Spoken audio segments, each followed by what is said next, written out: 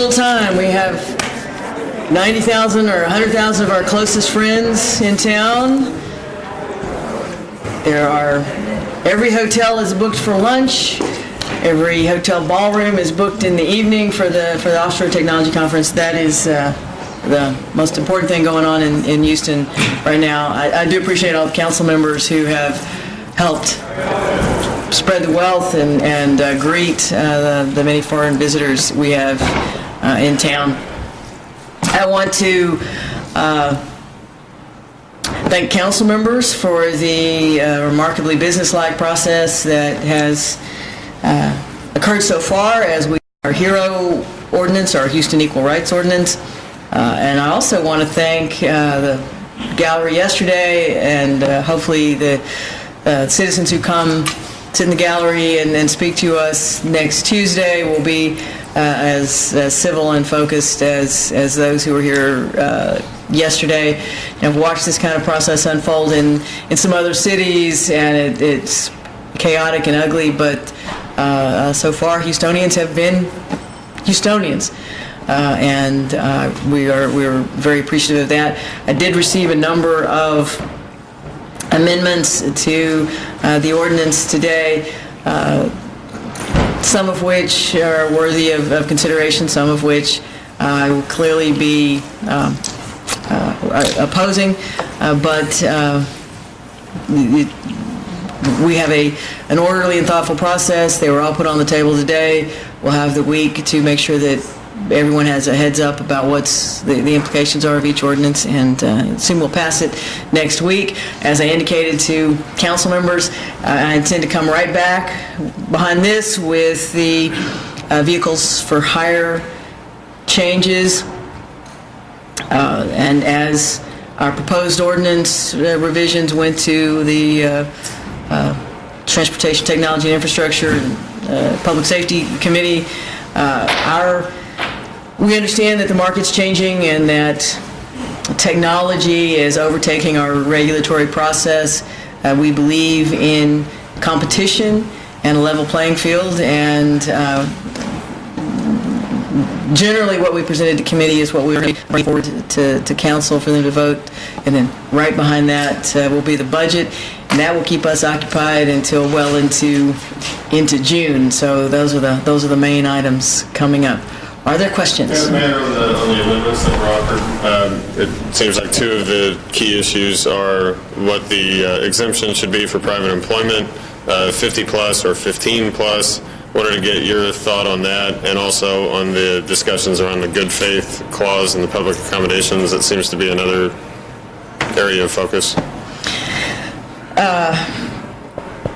Both of those areas involved carefully constructed compromises, but I have stated all along to the stakeholder groups that we engaged that those would be the areas of interest. I am obviously satisfied with my ordinance as it is, but in great sympathy to the request for changes, and we'll have to see where council is. I think that the transition from 50 to 15, which is the more common standard across the United States, was thoughtful. I appreciate Councilmember Gallegos putting it forward, and I think that may be doable.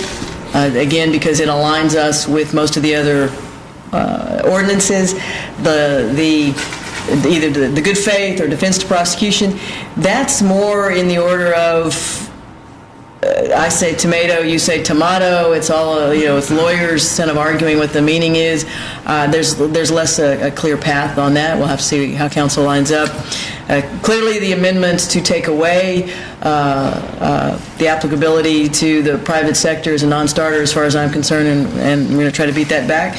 And the idea that you ought to get one free shot at discriminating against somebody before you get penalized, I don't think is a good idea. Mayor, did you see the letter by outgoing Republican Chair Jared Woodfill he sent out this week about, I guess he was trying to get people to show up yesterday to the hearing. Did you read it? Have any thoughts on it? Apparently no one read it. Mayor, I talked to We went. The council chamber wasn't full yesterday. Mayor, I talked to the special events coordinator for OTC yesterday, and they have, and she told me that she would like you to participate more in the coming years. And if you guys can sit down, and I want to talk to William Paul about this too. That if you guys can sit down, that they would be more than glad to work out an arrangement where OTC and the city of Houston could actually work closer together besides with Metro. The city of Houston and OTC already, I believe, works very closely together. I attend multiple events during OTC, including their banquets. I've attended their board dinners in the past. Because there's so many countries send delegations to Houston for OTC. In addition to the regular OTC activities, there are sister city programs and World Energy City Partnership programs. I've attended already multiple receptions and dinners, as have a number of council members. So what OTC has done in the past is that they've laid out the must-attends, and we make sure that they are covered. So we think we already have a good working relationship, but always happy to hear from them. Mayor, you had mentioned before that you hope to have a plan on Gus Wortham before City Council by the end of April. Was wondering where things stand with that. As I indicated, we asked the interested parties, particularly the friends, the pro golf course folks, for a term sheet. It is we're dotting the i's and crossing the t's on that term sheet. It will have firm fundraising deadlines, and it's sort of a split the baby proposal. I intend to have the Botanic Garden as a backup if they are not able to raise the money that would be necessary to transform the golf course to what it should be in order to be a first-class golf course. Councilmember Gallegos, who represents that area, has been involved in the discussions. It's progressing. I missed my deadline. Part of that was being out of the country last week, but we're going to quickly get up to speed. May I clarify on that? Are you saying that right now the plan is to go forward with Gus Wortham staying a golf course? We have a term sheet out there, and they have yet to agree to a term sheet. There's negotiation back and forth.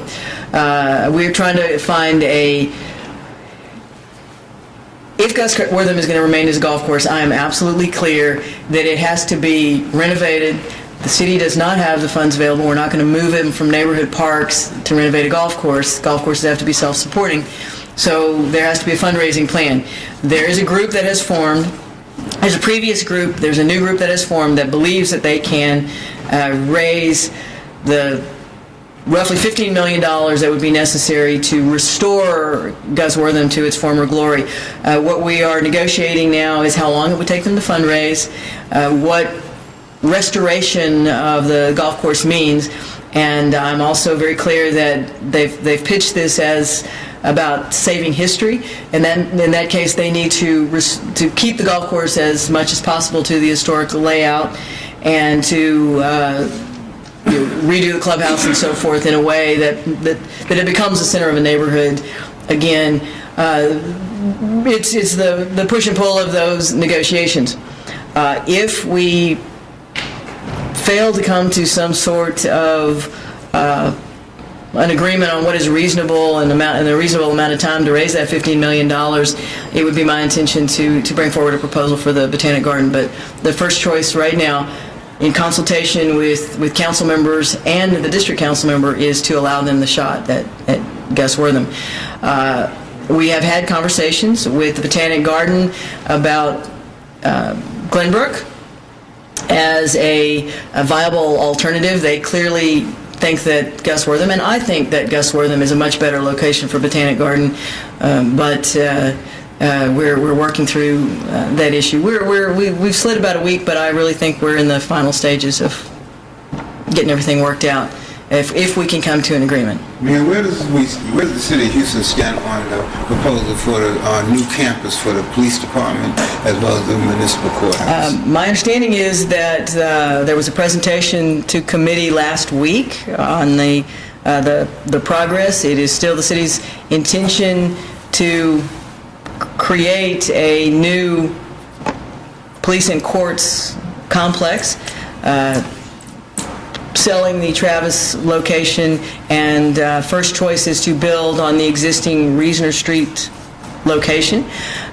We did put a bid in on the post office site, mostly so we could be at the table on one of the most critical development locations left in downtown Houston, but also because it is in very close proximity to where we intend to build our police complex.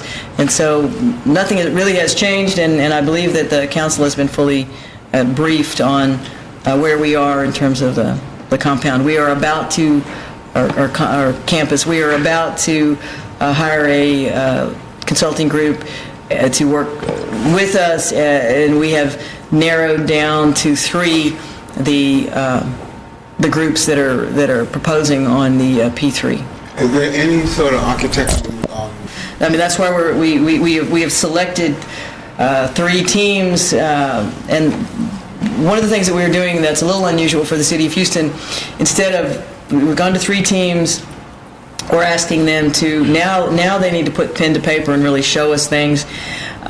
In the past, we would have then chosen one of them, but we are actually providing some level of reimbursement through this process to all 3 teams, so that if there are elements in one program or one proposal that we like, we can take and give it to another team if we choose that other team. So all of the work product will be coming to the city of Houston. We get to cherry pick a little bit. So. Any thoughts on who the Texans should draft? I've already said who I think the Texans should draft. But you know, it's Friday. I mean, we're not.